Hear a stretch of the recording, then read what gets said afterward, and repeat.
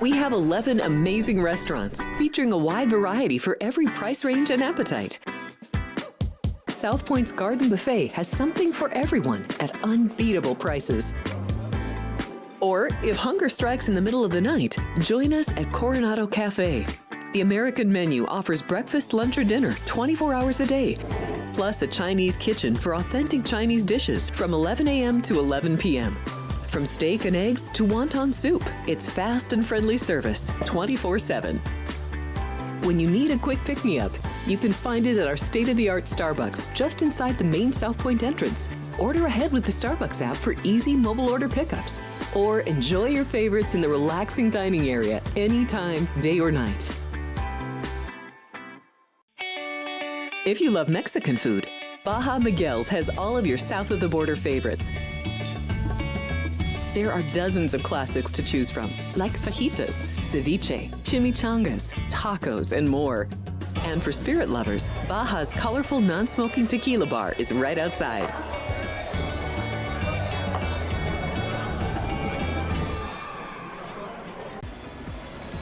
Heading to Las Vegas to catch the action at Allegiant Stadium? Skip the traffic and the sky-high room rates of the Strip. Book your stay at the South Point Hotel, Casino, and Spa. The South Point is located just 7 miles away from the stadium, and it's a quick trip up the freeway, making it an affordable rideshare or taxi ride. And don't worry about getting here when you land in Vegas. We offer a convenient airport shuttle to get your getaway off to a stress-free start. Shuttles are also available on Raider game days for a small fee. So whether you're rooting for your team or seeing your favorite band in concert at Allegiant Stadium, South Point Hotel, Casino, and Spa is your ticket to all the excitement.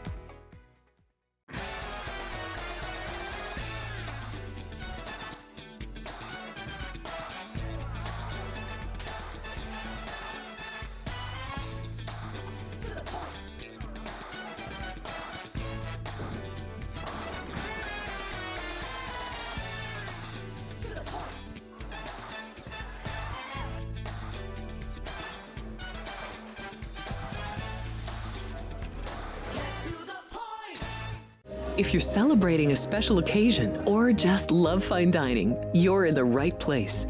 Come experience the crown jewel of South Point restaurants, Michael's Gourmet Room. Welcome. With over 600 different types of wines and magnificent dishes prepared tableside, you'll revel in the rich classic Vegas decor and the best black tie service in the world. This intimate gourmet room has earned accolades galore. Come to Michael's Gourmet Room for an unforgettable dining experience. Another famous restaurant is the Silverado Steakhouse, where you'll find the charm and service that discerning patrons require. From top quality steaks and chops to fresh seafood and desserts, you'll love the award-winning wine list and menu at Silverado Steakhouse. Steak lovers have even more options with primarily prime rib. Catering to hearty appetites, the menu features a variety of flavorful prime rib cuts, dry-aged to ensure tenderness, and then seasoned and slowly roasted. Although prime rib is our specialty, it's not the only thing on the menu. There's something for everyone. Looking to bet smarter?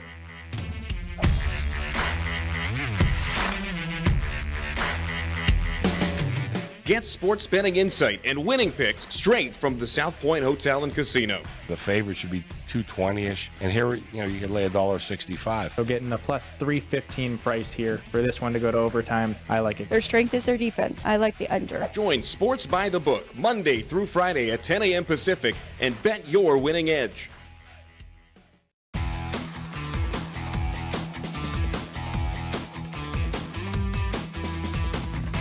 Welcome in, everybody. Welcome to Sports by the Book. We are live from the South Point Hotel and Casino. You can find us 5 days a week, 10 a.m. Pacific time. I got to get right to it because we've got a jam-packed day. I am not sick. I think I'm just losing my voice a little bit. I'm Alex White alongside Ryan McCormick and Matt Neverett on this Wednesday. We have a lot of sports to talk about because it is officially opening day for baseball. One game. We've got some games to talk about tomorrow. Sweet 16 tomorrow. And then we even have some hockey. So, guys, are you ready? How are you doing, Matt? Good to see you. Great, yeah, ready to go. All of a sudden, baseball is back. We've got MLB opening day today. The Aviators open up on Friday. So Here we go. It's baseball. And it feels like baseball season with the weather here in Vegas. I was thinking about it, and I know, Ryan, you know this too in years past. Like, we'll go to opening day for the Aviators, and it'll be end of March, and we'll be there in sweatshirts and quarter zips, and it's cold and rainy. And not this year. It is in the 80s outside. It is beautiful. We've got our team media day over at the ballpark later. Ryan and I will be hustling over there on the production end. We get to meet the team. We get to take the team photo. I'm dressed in my Sunday best. What more could you ask for? That's baseball. That's baseball, Susan. I will say, nobody knows more than me because you guys are actually inside. I'm outside for those opening Yeah, weekends, you especially. It's very cold, so I am excited about this first 3 games. A lot happening there too. Of course, Fireworks Friday, the banner for the team, unveiling, yeah. and then Saturday a good giveaway. The replica ring. Yes. And just in general, replica ring giveaways are getting so much better in baseball. Not only are the rings really cool nowadays, but the replicas are great. I got a Dodgers replica from one of the World Series they've won over the line. Yeah, they all come the same. But the giveaways are heavy now. I really love the giveaway rings, and I saw the one yesterday for the Aviators, and I'm like, yeah, this could pass for the real thing.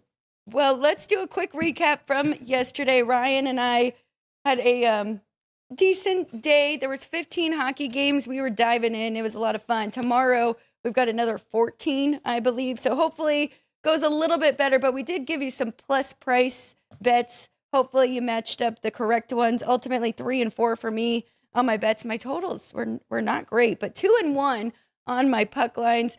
Ryan, some plus money winners for you as well. And what did you think about hockey as a whole last night? There were some really good games yesterday on the hockey board. 15 of them. You're bound to get at least 1 or 2 that were pretty good. But 2, 4, and 1 on my board.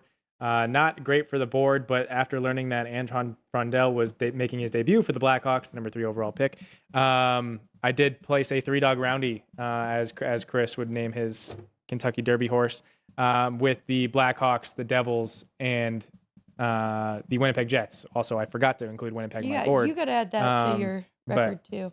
We'll go with what was included in the show yesterday. But all 3 of those plus prices come home as part of a 3-dog roundy, so it ended up being a pretty good day for the betting account, but not a good day for the whiteboard. All right. Well, we're going to turn that around. We've got some bets that we are going to give out for the Sweet 16. We'll go through those 8 games. We're going to talk win totals. Matt made some win total bets here. My yearly for tradition, this season.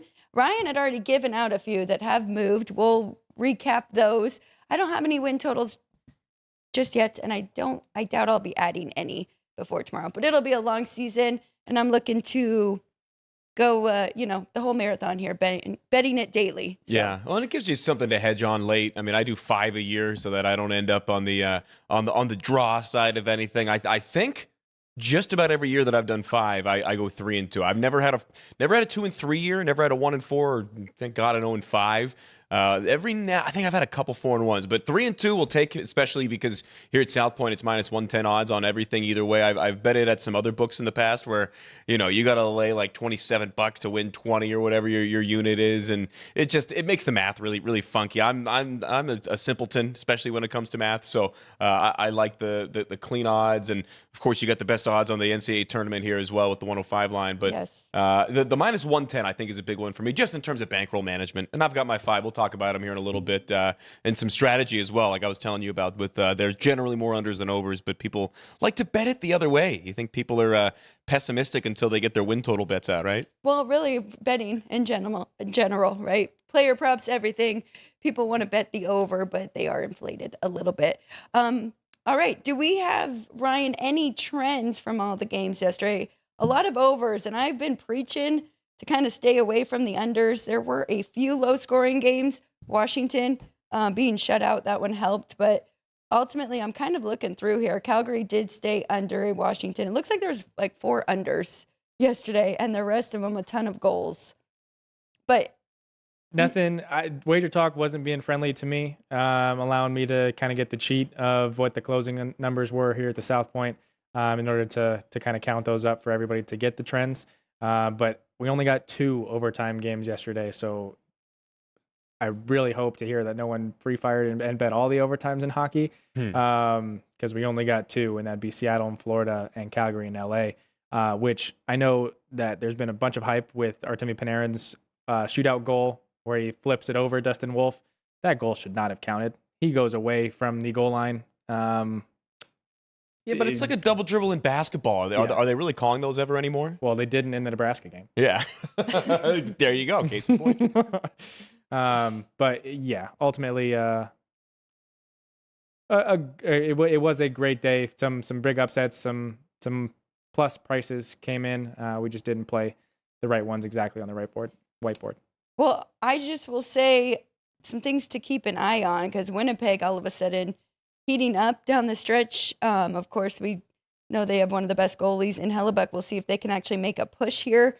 But yeah, it's going to get really interesting down to the wire, but we'll be covering it daily, of course, and keeping you updated. But right now, the Nashville Predators sitting in that final wild card spot in the West, and the Senators now behind the Bruins for the East. So it'll be very interesting. But let's get into some college basketball. Let's do it. I'm ready. Matt's already made his bets before we even started the show. I got tickets. I've got a couple here on my app as well. So let's dive right in. Let's start with our Thursday games, and we're going to start with the South. It is the South.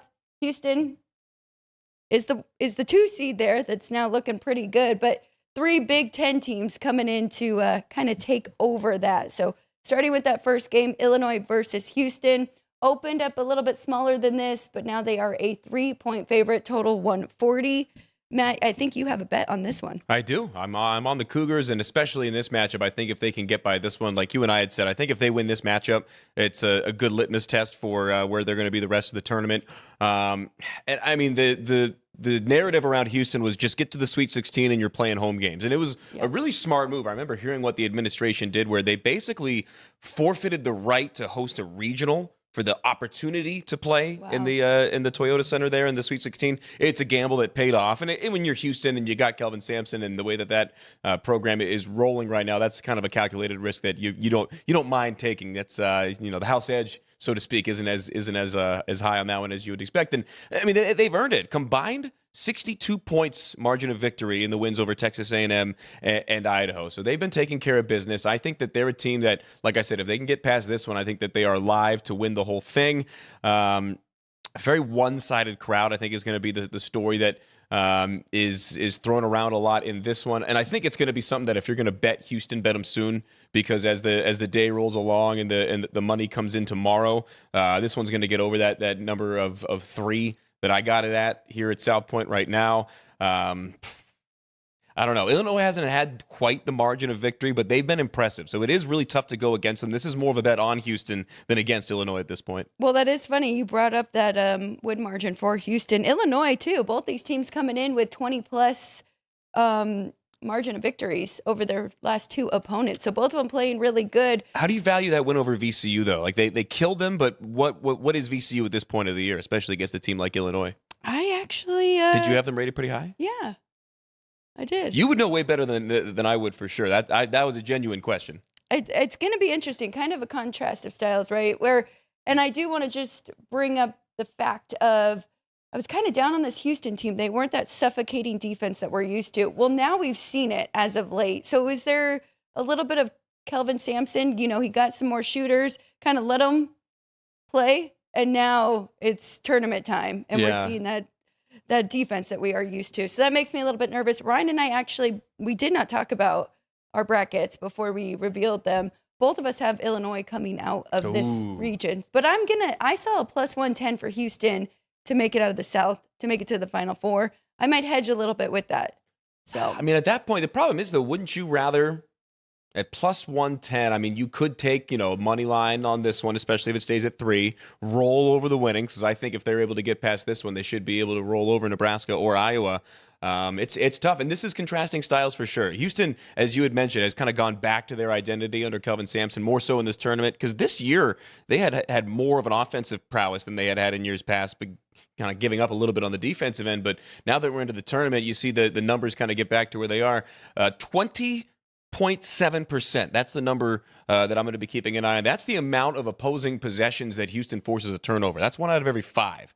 But Illinois, one of the lowest turnover rates offensively. They're a top 20 team and not turning the ball over in the country. So I think that we're going to see a lot of 3-pointers. I think a lot of shots early in possessions for Illinois especially.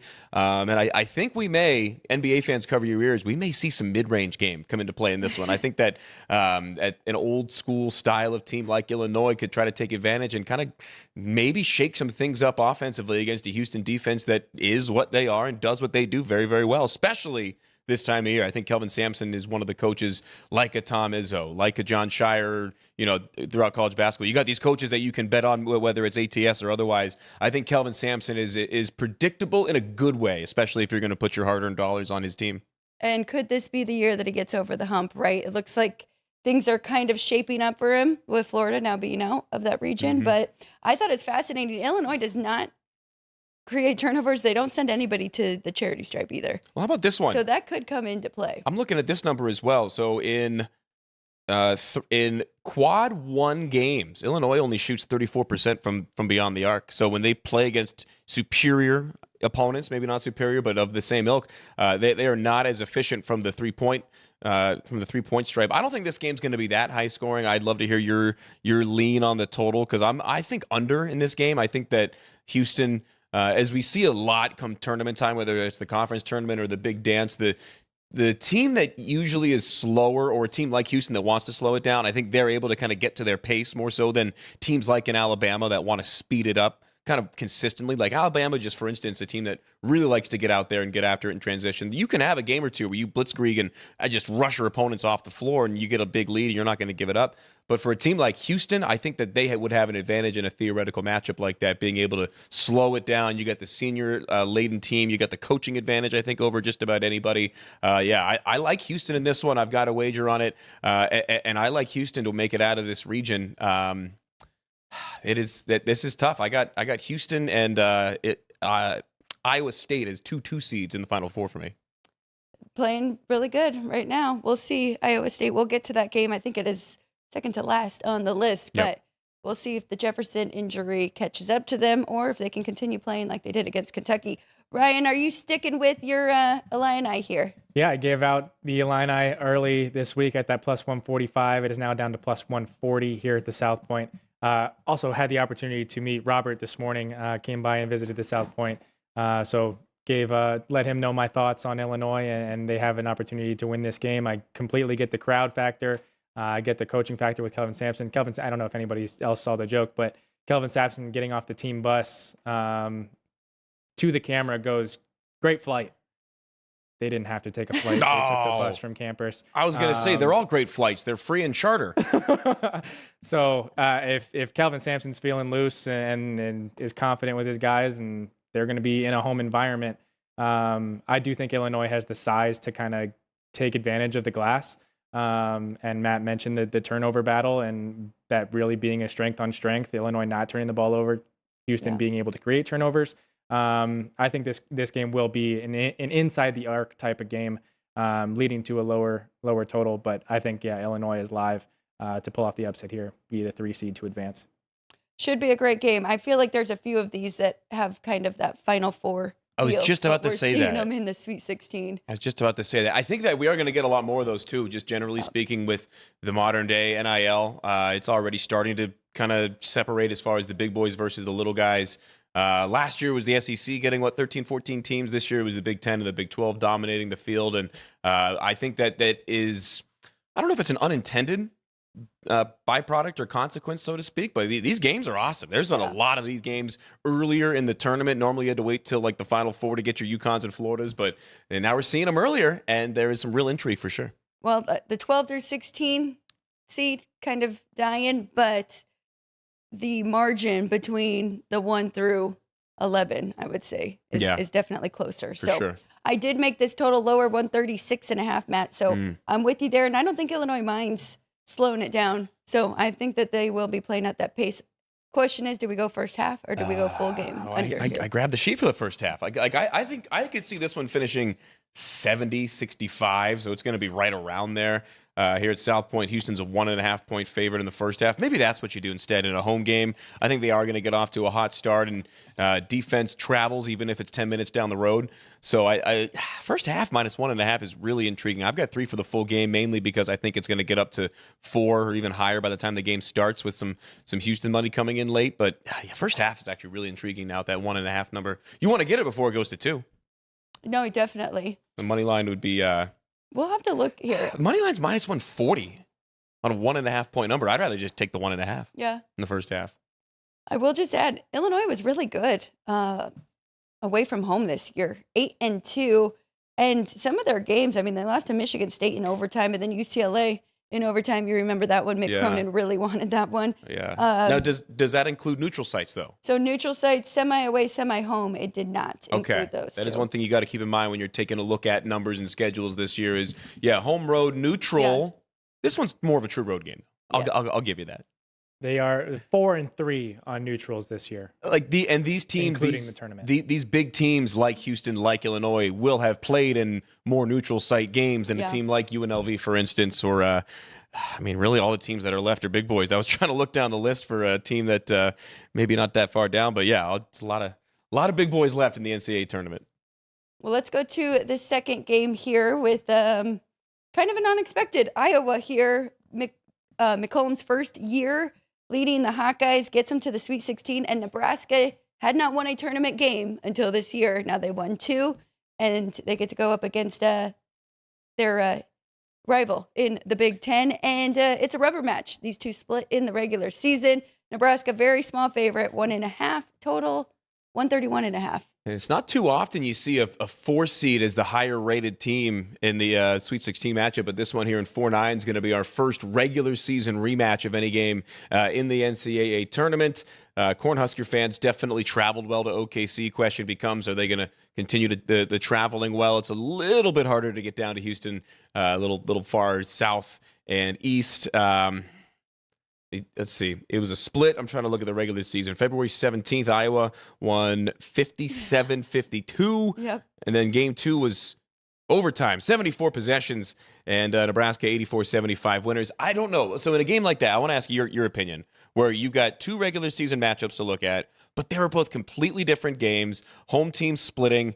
The teams, I don't even want to say they played their styles on their home court, because Nebraska likes to slow you down. But when you got 2 games that are just so different like that, how do you make sense of it here in the third time around? I think just with the stakes and loser goes home, you lean more towards the less possessions, right? And the more of a grinded out type of game. So I would be nervous to go under 131.5. I think that number's very good. I got it 129.5. Yeah. So nothing for me from that standpoint. But I do think that this is a pretty cheap number on Nebraska here. I mean, they have been overlooked all year long, and they were in the top of the AP for a while there, and nobody really took them serious. Iowa, on the other hand, I did not count neutrals, but 3-8 in true road games this year. So that kind of makes me nervous. They're coming off a huge upset over the defending champions. So I like Nebraska in this one. I'm on the other side. I got Iowa to continue the magic. This is one where every now and then, especially in the tournament, I'll kind of look at the previous game's matchup from individuals as kind of a lean as to what the game's going to go, and I'll just go the exact opposite. So in the game against Florida, Bennett Sturtz, who's been the leading scorer for Iowa all year, fell off a cliff in terms of his shooting, 13 points. He was 0 for 9 from 3. That's not going to happen again. But then on the other side, though, Price Sanford, the article that I read said hotter than a Las Vegas parking lot in June, maybe in March. But 23 points, 7 of 12 from 3 against Troy, and 15 points on just 9 shots in the win over Vandy. So he's been crazy efficient. I think Iowa's going to be able to find a way with the familiarity and the tape on him to kind of stymie him. I think Sturtz is going to be able to pick it up. This one's going to be close. And they may need, I think, like European soccer-style security at this game, because there's going to be a lot of fans that have a lot of hate for each other. There's going to be a lot of light beer flowing around here, American-made light adult beverages flowing between these two Midwest fan bases down in Texas. I think it's going to be a ruckus atmosphere. I think it's a matter of whether you think Iowa or not can continue to ride the magic. Their best player had a terrible game as they defeated the national champions. I think Sturtz figures it out. I think Iowa wins in a close one. I think it goes just over. Not by much, but I could see this one being lowish scoring. But give me the Hawkeyes. I got them on the money line. Might even get some fouling at the end there. There is one thing I worry about. And Matt, to your point, Iowa on the season, 35% is the average from 3. And their 2 games so far, 29% in the tournament. So maybe it is a positive regression. I also don't like the fact that Nebraska won their first ever tournament game and now have this pressure here in the Sweet 16. So this is like my least favorite of them all. You know who does love it is the fans in Lincoln. I don't know if you saw or not. I listen to Pardon My Take, the Barstool podcast, like 2 to 3 times a year. I used to listen to it religiously. There's 2 or 3 recurring episodes they do a year that I listen to no matter what. One of them, and I know Ryan's laughing at this, is the NCAA tournament preview with John Rothstein. And John Rothstein put it out there, and he's done this before and has had to pay up. He said, if blank happens, I'll put my card down at a bar, free tab for, I think it was an hour or 2. He said he was going to do that in Lincoln if Nebraska won. So the fans may still be riding that high because they want another game. Question is, Ryan, did he do it again? Did Rothstein put the card down at the bar the second time? So it's a scheduled date, I believe, sometime this summer. So scheduled 2 dates, John. They never won it before. Yeah, it hasn't been. It hasn't happened yet. But I do think the Big Ten advances here in this game. Oh, yeah. Real bold prediction. Boy. All right, so we do have a rubber match. Matt's on one side, Alex is on the other, and I would be kind of the deciding factor. And we have a rubber match in this game. Iowa winning the first, Nebraska winning the second. What do we got? I think the Hawkeyes get it done. Alex did make the point of a possible letdown here for the Hawkeyes defeating the national champions, which is obviously does happen here in college basketball more or college sports more so than professional. But you also bring in the factor, so there's that. And then you also have Nebraska finally getting their first tournament win, getting the monkey off their back, winning a second, now here in the Sweet 16. So maybe that's all gone. They cleared the slate and are going to be running confident.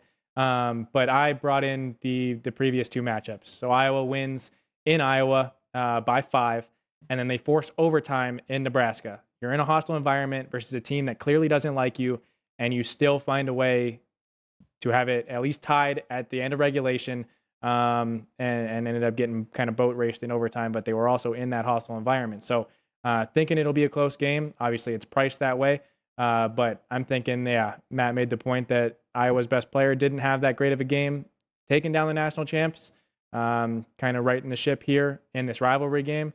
I'll take the 9 seed to advance here with that plus price. And looking at the total as well, I'm just looking at the betting splits here. 60% of the money, 57% of the tickets are on Iowa, but everybody's on under in this one. Everybody's on under. 80% of the tickets, 94% of the money, which tells you that's where the sharps are, is on under in this one. Like I said, I think it goes over, but barely. And to your point, I think that free throws could very much come into play in this game that's going to be tightly contested. I also think that you got to handicap the fact that there's probably going to be a lot of fouls. Whether it's the first half or the second half, I think that one of these halves sees both teams in the double bonus 90% of the time. It seems like that's the second as the game slows down and gets tight late. So I think free throws might put this one over, but that line I think is really tight. I'd be surprised if it moves off that 131.5 number. What did you guys make this one? 129. Okay, so right around there. Where in your mind too, just generally speaking, do you see, I guess, NCAA tournament more so than the regular season, where you see a discrepancy in the totals? Because you usually kill those, where your alarm bells start to go off and you're like, I got to hit it. I would imagine 2 points isn't that big of a discrepancy for you. No, honestly, pretty consistent regular season, and then tournament is looking for a 5-point difference with totals. Sides, it's more 2.5, but looking for a big enough That's a difference good note. there. I always like to ask because you always wonder what the potential handicap or difference is in the tournament. Do you change anything in your rankings come tournament time? No. Okay. I guess you really can if you're doing it the full season. Right. You got volume. You can hear the gears churning and the smoke coming out, folks. There are some people that do bet even if they have a 1-point difference, side or total. My dad told me a long time ago that means that you are very confident that your number is absolutely perfect. Which yours is pretty damn good, but.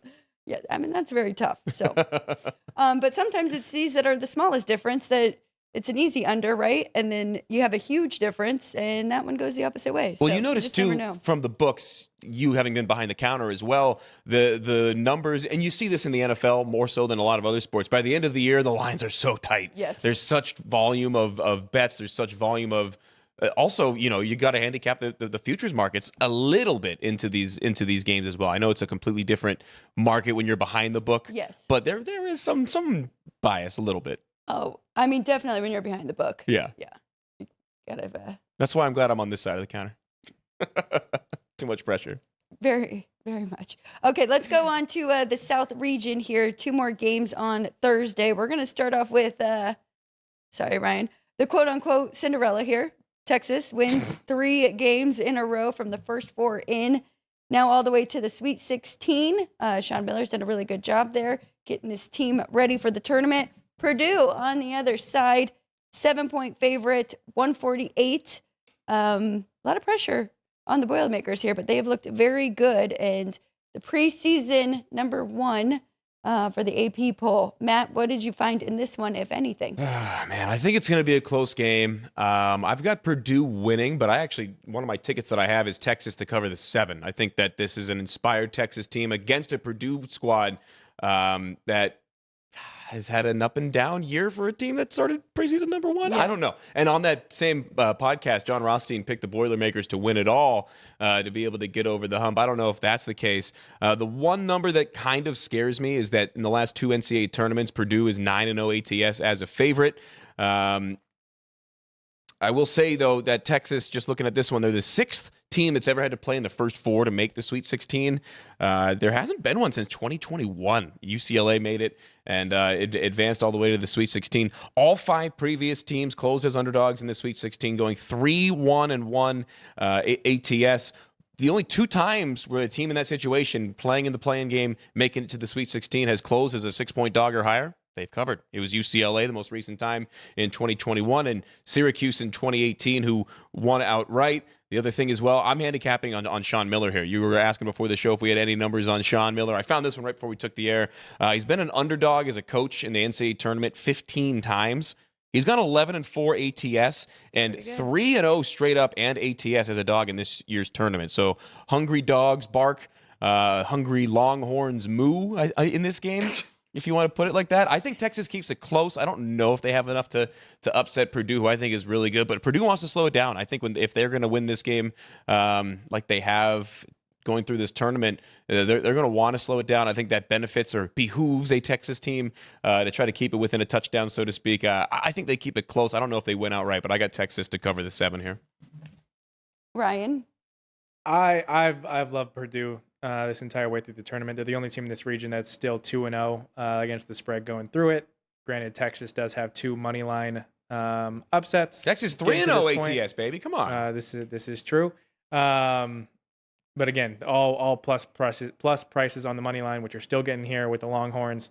I do agree with Matt, though. I do think this will end up being a close game. We kind of saw Purdue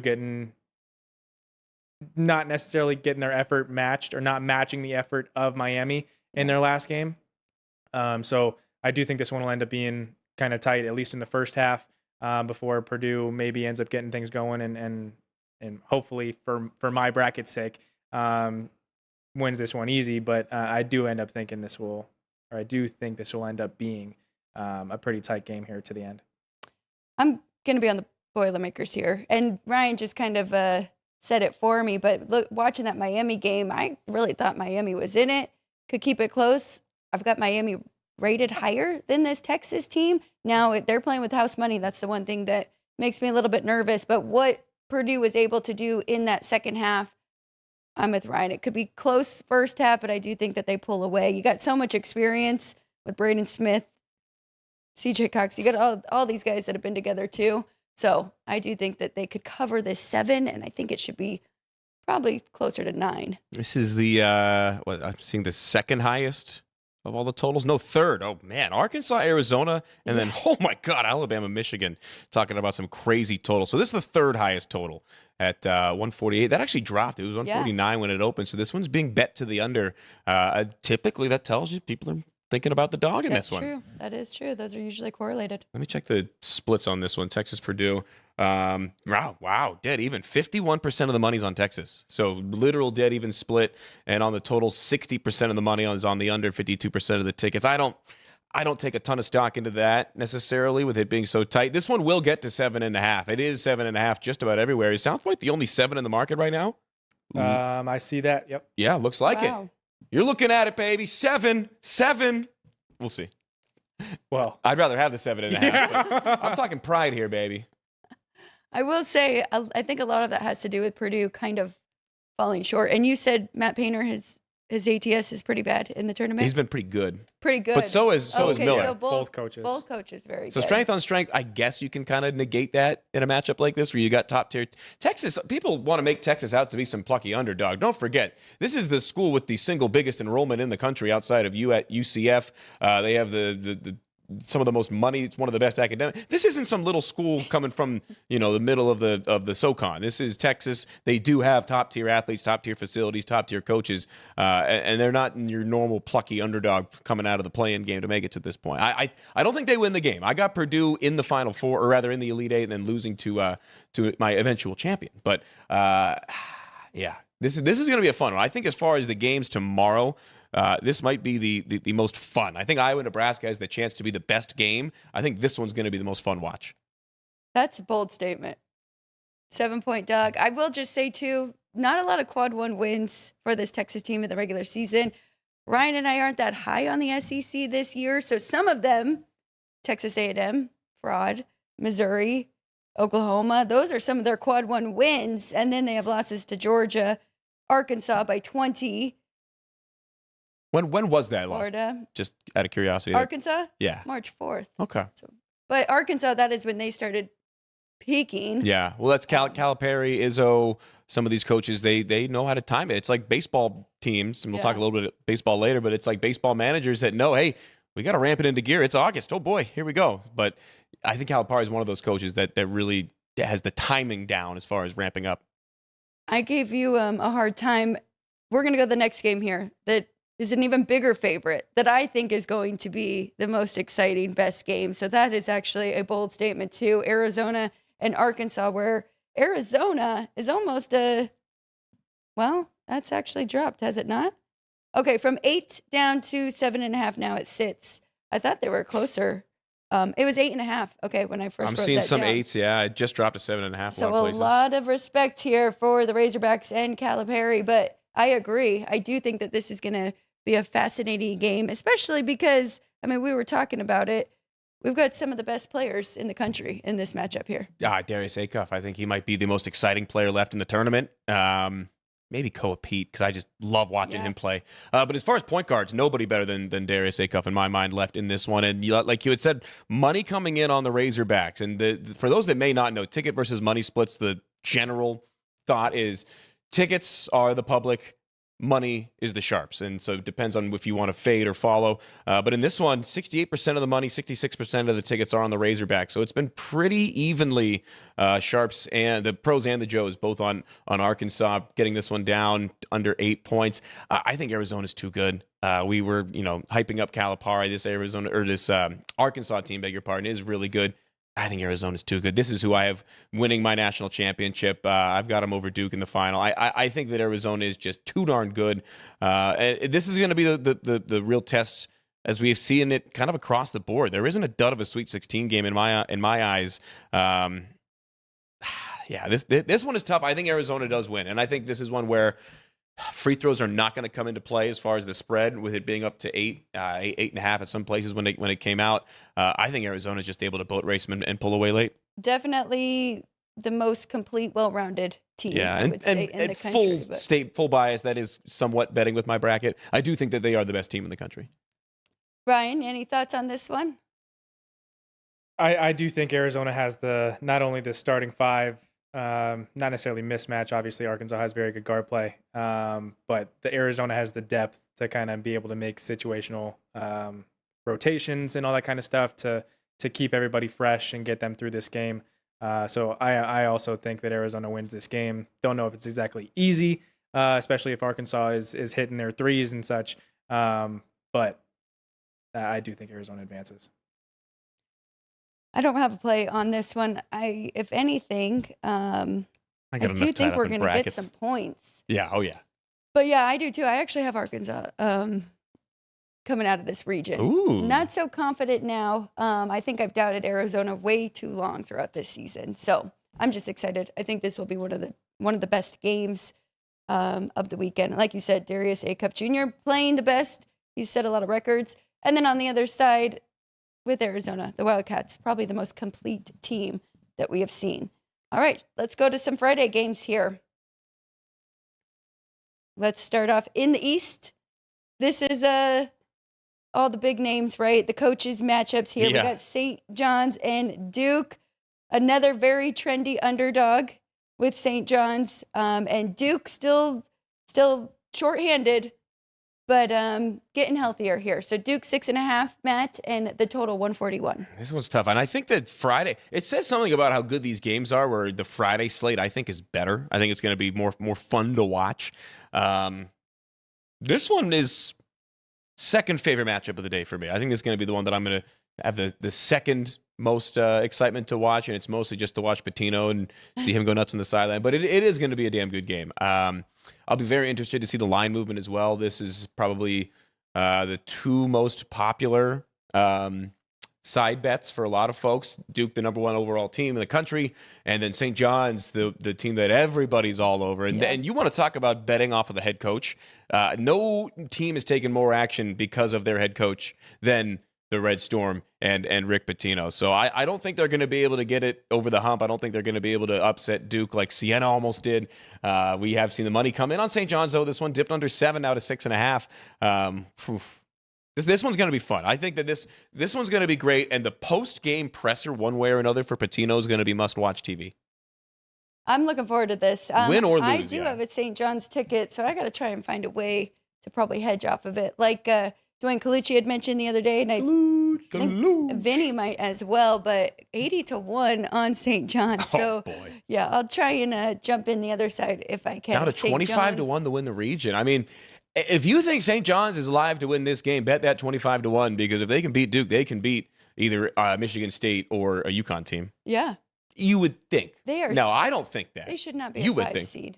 Well, if 420 to win the region, 25-1 to win the team. Oh, I was looking at the wrong column. I need a stronger prescription. Still 420.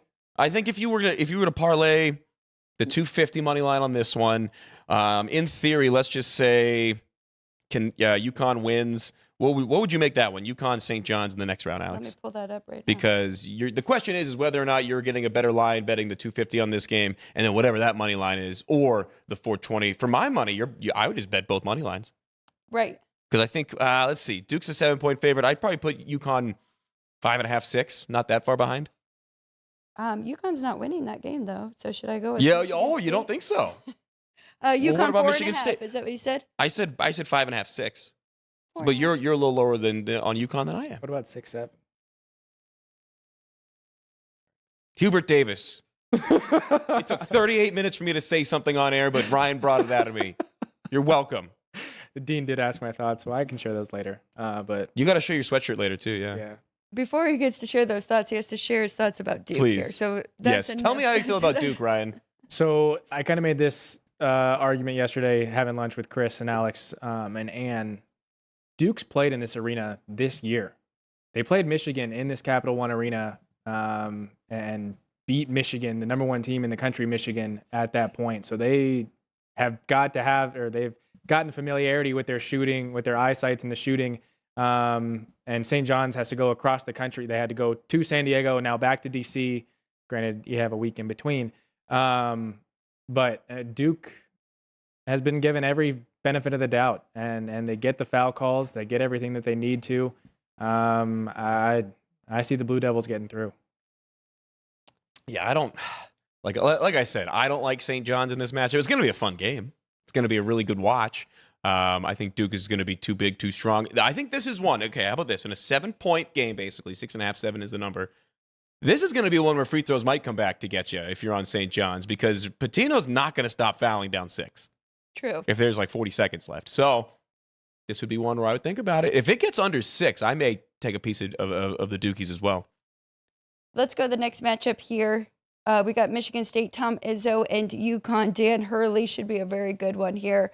2.5 now on UConn. This one's been all over the place. Opened 1, Money came in on UConn till 2.5, and now we're down at 2-ish around the market. So I'm just not that high on this UConn team, and I say that, and I kind of like St. John's in that matchup there, but not the best Big East showing that we have seen. I brought up the fact that Alex Karaban had to take over that game against UCLA, kind of like your thoughts with Iowa and Nebraska. I think we get some regression there. I just like the way Michigan State is playing. Love the point guard in Jeremy Fears. I love how he spreads the ball out, gets everybody involved. You know and this is the team that they've been together. The same 5 top scorers last year are the same 5 this year. They might be. I saw a great graphic. It might have been our buddy Jay Kuda who posted. It was the starting 5 for all the Sweet 16 teams. Did you guys mention that on the show? Yep, it wasn't Jay Kuda, right, Ryan? Who was it? There have been a couple different accounts. Because that was like my favorite graphic about the state of college basketball, where Michigan State, I think, was one of, if not the only teams to have their starting 5 have started and now continue to play at Michigan State, where they were, not freshmen. These are 2 teams that have, I would say, as much culture as any team in college basketball. You hear that word kind of thrown around a lot, but this one's tough. You don't want to go against Izzo in March. But you don't want to go against Hurley ever, because he might find you and rip your head off.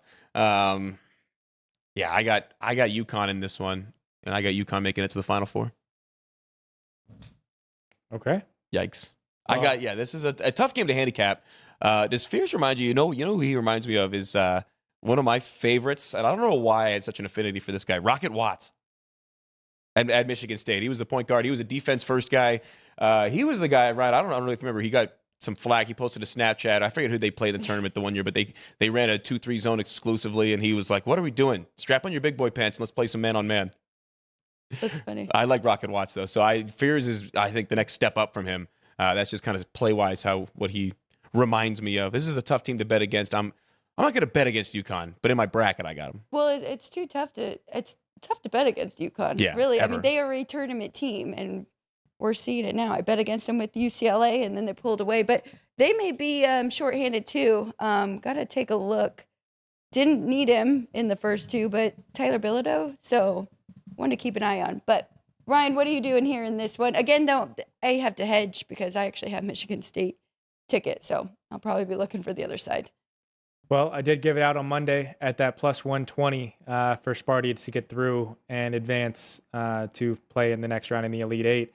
So it's obviously taking some action. We're now at that plus 110, but I still think Sparty gets it done here on the money line, pulls off the upset, and takes down UConn.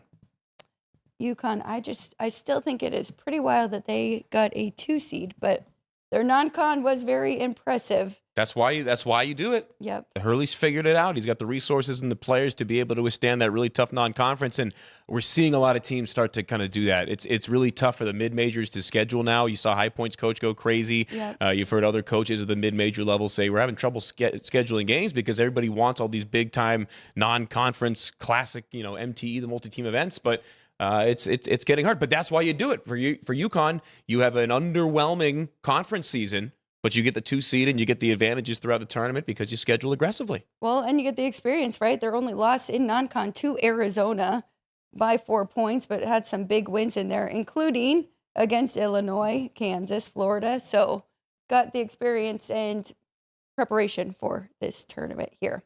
All right, let's keep it going. We've got one more region to get to. Friday night in Chicago, Ryan, we got Alabama and Michigan. This is the biggest spread now. We have hit double digits. Michigan, a 10-point favorite, total 174.5, which is not surprising with Alabama. Ryan, you want to go first in this one? Michigan has shown a little bit of vulnerability, especially in that first round matchup against Howard, and really in the Big Ten tournament, keeping those games close, losing in the Big Ten title game. But it's a matter of, will Alabama not turn the ball over, and will they shoot the 3-pointer at their kind of record pace that they have for the last couple of years? So Alabama is going to free fire. They will take as many threes as they really feel like they need to. It's just a matter of, will Michigan be able to play good defense, be able to get the boards and that kind of stuff. I do think Michigan gets through here, but I think that 10 is too much. That's ridiculous. Yeah. I think the first half is going to be something to watch in this one. Where is that first half number? Yep.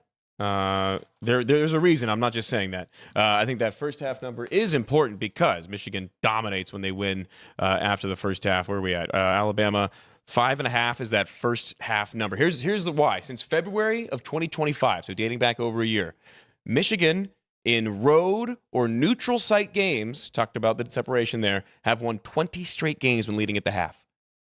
So that first half is going to be imperative. Michigan first half may be the bet if I'm going to make one because I'm with you, Ryan. I think 10.5 is a lot in an NCAA tournament game, especially with a team like Alabama that could have a 4 or 6 minute stretch and go off and win this game outright. I don't think they should be 10-point dogs. Now, can Michigan win this game by double digits? And should they probably? Yeah. Do I think it'll happen?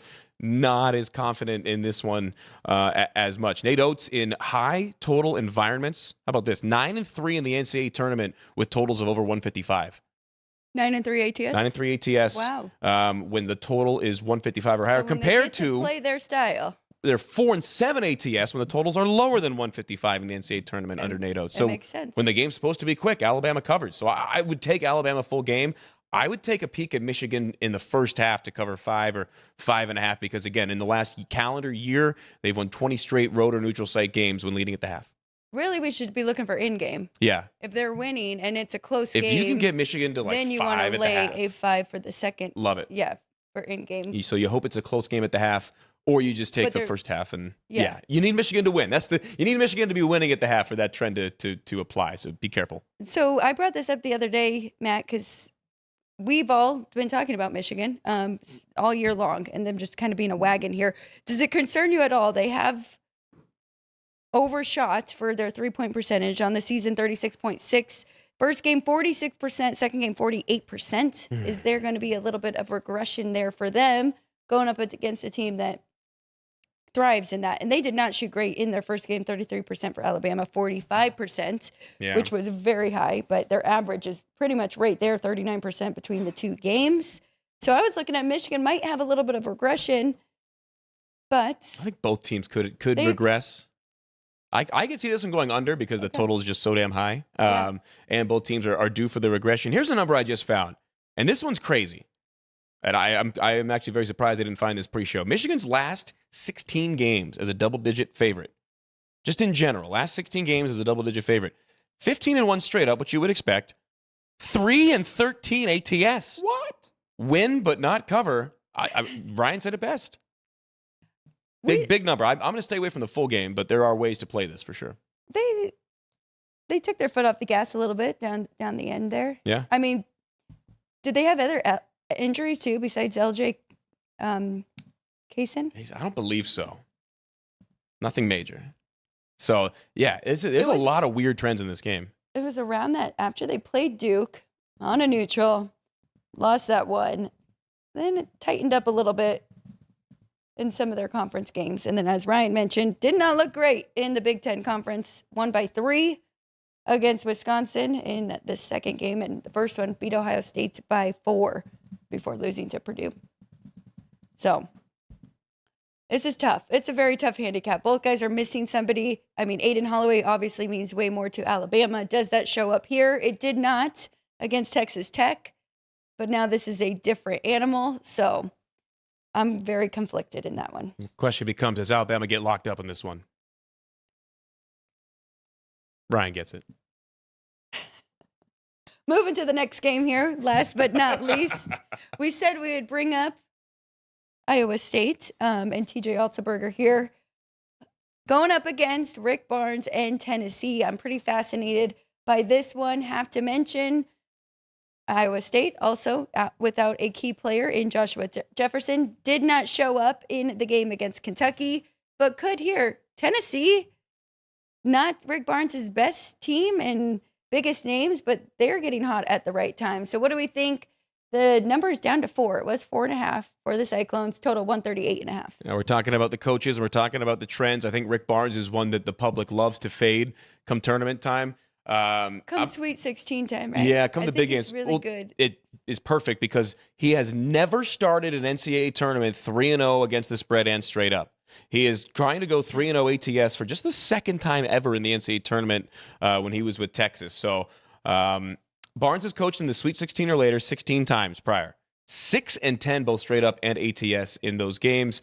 When Barnes teams are the underdog in the Sweet 16 like they are in this one, 0-5 ATS, or 0-5 straight up, 1-4 ATS. So if you're betting the coaches, Iowa State's your only pick. Against non-conference opponents, the Cyclones are 15-0 straight up. And in the last 2 years, they are 24-1 straight up as non-conference favorites. I'm going Hawkeyes. I got them in the Final Four. I got them losing to Arizona in a tight one in the national semifinals. I will also be backing the future North Carolina Tar Heels head coach, TJ Altenberger. That'd be a good game. I think he's the best coach in the country. That's not like a perennial Power 5 coach, team. I think he is amazing as a head coach. He's a Midwest guy, though. So? You Money know talks. I have my disdain for the Midwest in general, and that tells you something about how good of a job I think he's done. Ultimately, I do think reiterating all of Matt's points. I just think Iowa State is a good roster here, and then bringing back into fading the SEC, thinking they're a bit overrated. Iowa State plays really good defense, so I think they get it done here. I think I'm on the other side here. And that's terrifying because it's not only with you two. Chris Andrews really likes how Iowa State is playing. Boy. They're kind of like Houston, though, where we're seeing that lockdown defense There we go, Vinny. really frustrate teams. And what they did to Kentucky, I'm still in shock. I mean, if you watch that second half, that looked like the sloppiest team in the country. It did not look like a blue blood by any means. So that terrifies me, but I do think you can still get the 4.5. I like that side getting it with Tennessee. I was very impressed. And, I mean, it's Miami, Ohio, but they were coming in playing as good as anybody. Yeah. They really struggled to get any shots up, especially from 3. So Iowa State's been kind of living and dying by the 3 now to complement that defense. And then against Virginia, I thought they were great too. So defense travels. I think those trends going both against Rick Barnes and towards TJ Otzelberger will have me on an Iowa State bet come tomorrow. My question is, and in your opinion, do you think this line's going to move off that number 4? It's the last game tomorrow. There's going to be all the jabronis betting it one way or another. I think Tennessee might take more public action than a lot of folks think. Let me check the betting splits too on this one. I think it depends on the Jefferson news. It's just about dead even, although 94% of the money is on the under. The sharps are all over the under in this one. It opened 138.5. You can see the gears turning again. What does it tell you when 94% of the money is on the total and it hasn't moved even a half a point? Ooh. Is that a trap? It's a trap. Thank you. Yeah, Admiral Akbar. Admiral McCormick back there. That's like literally like my mind is going berserk right now because the alarm bells are going off and I can't figure out what that tells you. I would go against the numbers and go over here. Even I think that number is correct. I'm even a little lower, but Iowa State held Kentucky to 63 points. Right now, Tennessee in their first 2 games scored 78 and 79. I don't think they're holding them to 63. Yeah. And right now, Iowa State's averaging around 90 in the first 2 games. So I would lean over if anything. I stayed far away from Iowa State unders this year. I would lean over, yeah. Otzelberger brought in some guys that can definitely shoot. So especially if Jefferson and the plays. pace picked up a little bit from the past. They're 204th. They used to be like 300th in the country. Hey, for them, yeah, that's fast. Yeah, that's on funny. offense especially with Lipsy. So Team totals look like they're Tennessee at 67.5 and Iowa State at 71.5. Any temptation there? I'd be more willing to go with the Iowa State over than anything. I probably wouldn't bet either of those, but I don't have a strong opinion on the total on this one. But yeah, I'm going to be all over the Hawkeyes. I think I would just like the combination here, getting 140 combined. Yeah, I think we could do that with those. All right, that's it for our basketball. Unless you guys have anything else, any other bets out there that you are looking to make, whether it is national champion, Final Four, anything. NIT. I've got Dayton laying 7.5 today against Illinois State. The Redbirds had to come back from a 9-point deficit late against Wake Forest, and I think that they used all their bullets in that game. I think that it's going to be it is a home game for Dayton. That's a really tough environment. Ariel Amador is going to be, or not Ariel, that's Jesus Christ. That is a Rockies prospect that I just mixed up the name. Amiel is the French guy for Dayton. It's baseball, folks. I think that Dayton is going to be too big, too strong. The line is going way up as well. It opened at 7. It's going to close closer to 8. So I'm on the Flyers at 7.5 at home. The last round of home games in the NIT as well. It goes to Indy after this one. Ryan put us on a great bet there with Dayton in the first round of the NIT because they had to go on the road. Yeah. Kicked out of their own building. They have it was a great home court atmosphere there. Great win. So now they're back at home. I like it. Yeah. I like the way they're playing. What about Auburn? You think they get upset by Nevada? I hope so. And that's saying something. That says how much I hate Pearl's kid. Rooting for the Wolfpack there. Yeah, go Pack. There you go. First time for everything. I know we have some people in the chat, but I would love to see New Mexico and Dayton in the championship. I would as well. Are they on the opposite bracket? That I should know this, but I don't know the NIT bracket. I knew where UNLV was in the NIT bracket for a couple of games. They should be if they're playing on different nights. I believe so. Yeah. Ryan, Sean, there's an NIT there. He's got the sheet right there. Thanks to the South Point. If you come down here, you can get all the brackets printed out for you. Sean has New Mexico winning the NIT, by the way. They are on. Now I got to look through UNLV, Wilmington, Dayton. They're on opposite sides of the bracket. There you go. So it would be Dayton. That'd be an Mexico. exciting championship. All right, let's go Wolfpack. What's that money line tonight? Plus 335. Let's go, baby. Woof woof.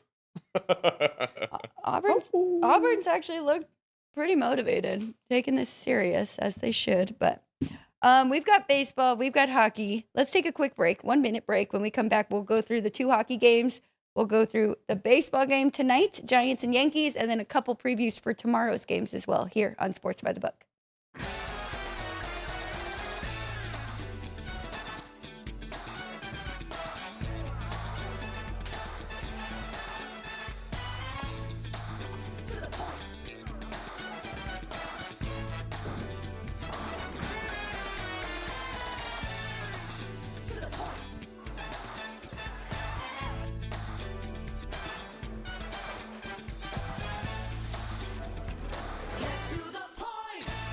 Looking to bet smarter?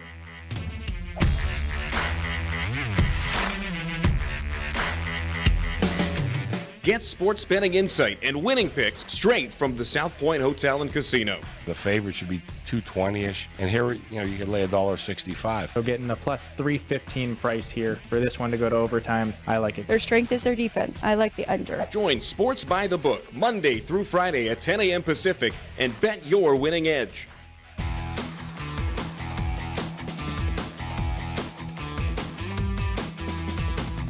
Welcome back, everybody. We appreciate you joining us here for Sports by the Book. We're going to jump into some baseball now because we've got the Giants and the Yankees tonight. Yankees in San Francisco. We got Max Fried. We've got Logan Webb. It should be a great game to get us kicked off here. Matt, what do you think? The Yankees minus 120 on the money line. And the total 7, which I'm not too surprised with the low total with these pitchers. Yeah, especially given the weather in San Francisco this time of year, especially given the pitching, especially given all the pageantry. I treat opening day in baseball a lot like I do the Super Bowl in terms of the way that I think the games will play out. And what I mean by that is not a lot of scoring early. You're going to get the best pitchers. They're going to be ramped up. Their arm is going to feel as good today as it will for the rest of the year, more than likely. So you're going to get the best of the best. There are nerves, especially for a road team in this instance. You got teams still trying to piece it together. You see certain teams, the Yankees and the Giants, not among them, that try to use the end of spring training to really lock in a lineup. And, generally in Major League Baseball, you'll do that towards the end of spring training, but those big market teams, a lot of it is about getting the prospects opportunities that they will not get during the regular season at the end of spring training, having worked a bunch of them. So, I don't necessarily have a play on the side. Now, I am going to lean under, and I am on Nerfy, baby. Nerfy season is back. No run first inning. I was at the kiosk making my win total bets as well, and I had a little bit extra than I normally would put on a Nerfy leftover. So I put $46 on the no run first inning here for this one. I think that both teams get in and out quickly. I don't know. Under is my lean. From a fan perspective, I'd like the Giants to win this one as a Red Sox fan growing up, but I'll stay away and watch it exclusively on Netflix. You gonna tune in for this one on your smart device? It's weird that it's on Netflix exclusive for opening night. It is a little bit weird there. And you're that they're bringing in, because you're rooting for the Giants, but you're Dodgers, but you have to root against the Yankees because the Red Sox. Thus is the life of a sports fan. Going on there. Ryan and I need the Giants to kick it off here because We like that 22-1 for them to win the division. I'm also on the Giants win total over. I'll briefly, if you don't mind, run through Okay. my win total. I do 5 a year. The Giants are among them. So I've got the Giants over 82.5. I think that they're going to be able to at least go 500 with their bats and the pitching that they added. My only other over is the Pirates, which is a very public play this year. A lot of books, that's the single highest total in terms of tickets and money, but Buccos are going to win 80 games, no doubt about it. And then I got 3 unders. We're going the Minnesota Twins under 73. I think they're going to have a rough year with the ownership switch and everything else going on up there. The Rays back in the trap. I don't think it bodes them well. 77's the number. I'm going under. They had a huge offensive boost last year playing at Steinbrenner Park outside. I don't think that they have that same offensive success. I'm going to fade Junior Caminero as well. I don't think he has the year in terms of home runs. He might still have a good year, but I don't think he hits as many home runs as he did last year. A lot of it because of that. You look at his home road splits. He was phenomenal at Steinbrenner outside. They're not playing there anymore. And then the Guardians under 79, they had to go on an extended streak just to get near 500 last year. They really didn't do much for me in the offseason, so I got them under as well. Again, I've gone 3-2 every year just about on these totals. There's more unders out there than overs. Keep that in the back of your mind with a grain of salt when you're making your win total bets. I think we all agreed on that Guardians under as well. Nerfy today. Nerfy today. Ryan, game tonight, and then will you go over your win totals again? I know some of them already moved. Yeah. So for tonight, I am on the home team. I am on the San Francisco Giants. Listen, it's going to be a spring training argument. You can take it for what you will. But they had the second best run differential in spring training at a plus 48. I do think the new manager does a whole lot in creating a new environment for the players. Logan Webb pitched absolutely fantastic in the WBC. He got wrapped up in his last start in spring training. So I do agree with Matt in the no-run first inning in a low-scoring game, like the total under the 7. But I do think that the Giants get their first win against the New York Yankees in San Francisco since 2007. The Yankees have swept 2 road trips in San Francisco in their 2 trips to San Francisco. Yikes. So Yankees are 6-0 since 2007 in San Francisco in AT&T Park or Oracle Park, if you want to call it that now. But I think the Giants get their first win here. They get started on the right foot to my over 81 win total with the San Francisco Giants. So that one has taken a good amount of action. As Matt, what number did you get that one at? 80. Where is this on the bottom? 82.5. So you got a better number. Yeah, 81 is where I got it. So just being over 500 for me, but hopefully they are plenty of games over 500 for the both of us. So I think so. The other ones that I've got win total wise would be the Athletics, Cityless Athletics at over 76. The Detroit Tigers at over 85, which that one has moved up to 87. The Chicago Cubs, which has stayed stagnant at 89, over 89 wins for the Cubbies. And then the Seattle Mariners under 90. That one's moved up to 91, so you can get a better price now on the under for that one. I was leaning. That was one of the 2 or 3 that was the last eliminated off my list. I like Seattle under. Okay. And then I also did take the Detroit Tigers to win the AL Central at a plus 130. Which that's insane that they're plus money. Yeah. Liked that one as well. I like that one a lot. That win total also has both the Tigers and Royals have moved up. Tigers were 84 when they opened, now to 86.5, and the Royals from 82 now to 84. Wow.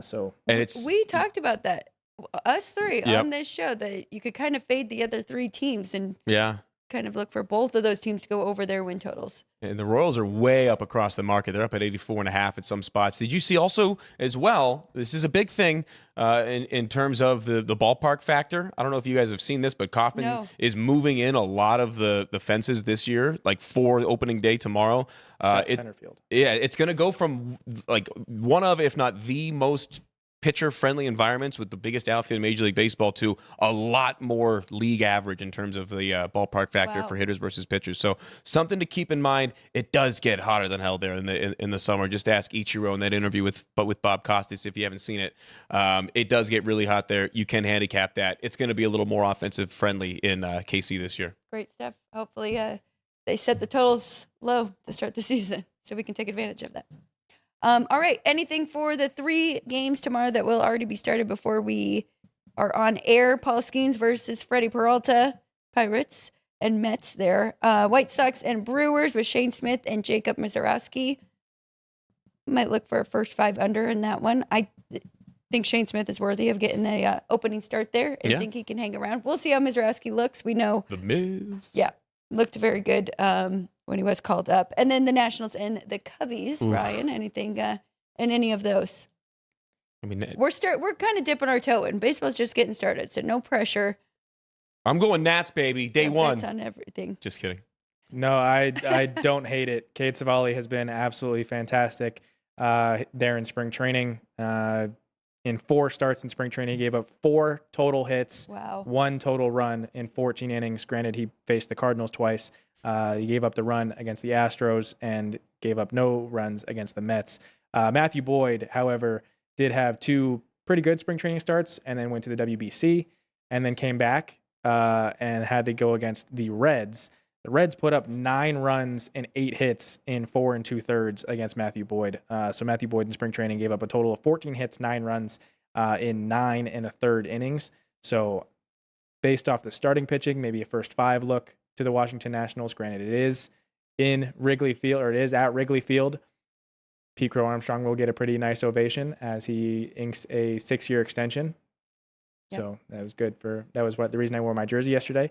And the reason for my tire today would be, Dean, you asked about my thoughts on the Hubert Davis firing from North Carolina. I don't exactly think it was the correct move to make now. I think it was a little premature on the firing. I get the blown lead in the national championship game against Kansas. I get the blown lead in the first round of this year's tournament against VCU.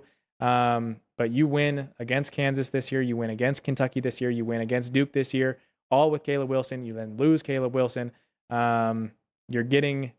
You have the number 1 recruit in the class coming in next year. You have another top 10 recruit coming in next year. Hubert Davis was showing that he was able to get guys to come into the program. Granted, he was losing some guys to NIL and all that kind of stuff, not necessarily evolving with the payment of NIL, but you're still getting guys coming in. He's part of the Carolina family, former player and everything like that. And he sent Coach K into retirement with a win in Cameron and a win in the Final Four in the tournament. So Coach K's funeral was led by Hubert Davis. So I loved Hubert Davis. I think he's a fantastic head coach. He'll be successful at his next stop. And I just hope they make the right move with their next hire. Granted, they're going to be more. Roy Williams was a discount. Dean Smith was a discount. They were perfectly okay being in Chapel Hill and not breaking the bank to be the head coach. And Hubert Davis was a little the same because he had pride in the Carolina family. Yep. Now you're going to have to get Michael Jordan to pay up a little more and get the boosters to pay up a little more and spend more money, not just on football, but on basketball. So we'll see how it goes. Michael Jordan's doing just fine. Remember NASCAR killing it there too? So. Yep. You can do that. All right. Let's get our best bets. Let's get you 2 out of here. You guys got media day to go to. We're looking forward to it. Ryan will tell us all about it on tomorrow's show. We also have Chris Andrews joining us in studio, so we'll get his thoughts on the Sweet 16. So looking forward to that. Thank you, everybody who is watching live. I see those numbers kind of moving up and down, but we really appreciate you, and we appreciate you jumping in the chat. Please hit that like and subscribe button for us. Okay, Matt, go ahead. Kick it off. He's got his physical tickets. I'm ready. I got my physical tickets. I love it. For baseball win totals, for futures in general, I hate having open bets in my account if I don't have to. So I'll make the tickets. I was up there anyway, so I laid some money down on these bets for today. In the NIT, I got Dayton laying 7.5 at home against Illinois State. I got the Houston Cougars laying the 3. Iowa keeps the Magic rolling on the money line. And I got Texas keeping it tight, keeping it within 7 against Purdue. I think that one's going to be tight throughout. I also will more than likely, before the game tips off, have some action on Iowa State in that matchup late tomorrow night against Rick Barnes in Tennessee. Very good. Oh, and also Nerfy. Big Nerfy. We need no runs in that first inning today. All right, I'll go next while Ryan is finishing up his. I'm kind of tailing you two, but I do like them as well. I'm going with the San Francisco Giants here at home. Logan Webb definitely had home road splits last year. I think he has a good first start here, even though I'm a big Max Fried fan as well. So Nerfy, under, whatever we can do. For hockey, Boston lost to Toronto last night. I think they can turn it around. I think that number's just a little inflated, $2 on Buffalo, but I'm going to take the 1.5. for the Bruins to keep it close, minus 145 on that one. And then I'm with Matt, Dayton, minus 7.5 at home, like the way they are playing. And I think they can get it done here against Illinois State and cover that number. So those are my 3 for this Wednesday, and I'll send it over to Ryan. Okay. Starting with the 2 hockey games today, I do like the unders in both. So if you want to combine them together and take the Grand Salami under, that's at a 13. So you're getting a half price better than the unders in both games. But the under in the Rangers Maple Leafs getting even money. The under 6.5 in the Bruins Sabres game. That's you're laying a minus 110. I also like the home teams in both of those games. The Sabres, you're laying a minus $2. So puck line there, but you're only getting a plus 125. Not exactly great. And the Maple Leafs, and even money on the money line there against the New York Rangers. The home team has won every single meeting for both of those matchups this year.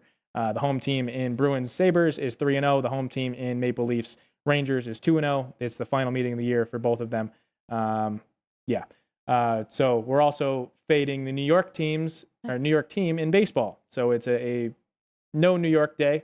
With the Maple Leafs getting done against the Rangers and the Giants getting it done against the Yankees. And then for tomorrow's early game with the Brewers against the White Sox, I included as a parlay leg with the Baltimore Orioles, minus 180 on the Brewers money line. I think you can include it with whatever else you choose. But I liked it done with the Orioles. I believe I got a plus 180 on that one for those two together. And then poll question and trivia before we get out of here. All right. Going to today's ticker trivia presented by City Light Shine. We did have a correct answer in the chat, but question is written. It is an Major League Baseball opening day trivia question for you guys again. Which Hall of Fame Major League Baseball pitcher holds the current record for most opening day starts?